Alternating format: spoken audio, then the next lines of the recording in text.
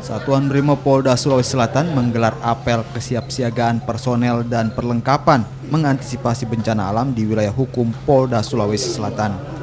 Selain apel kesiapsiagaan, personil juga dipamerkan sejumlah peralatan canggih evakuasi, diantaranya alat evakuasi berbasis digital dan mobil dapur yang dapat menyaring air keruh menjadi air siap minum.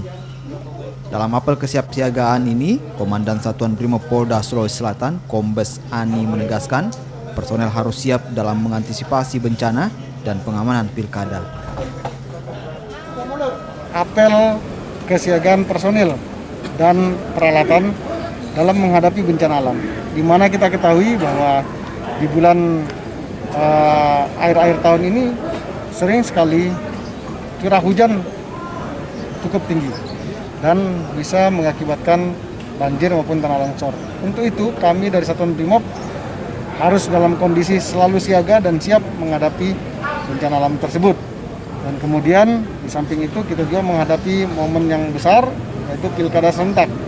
Nah, anggota-anggota kita ini juga harus terlatih dan mereka dalam pengamanan pilkada juga harus siap menghadapi bencana alam tersebut.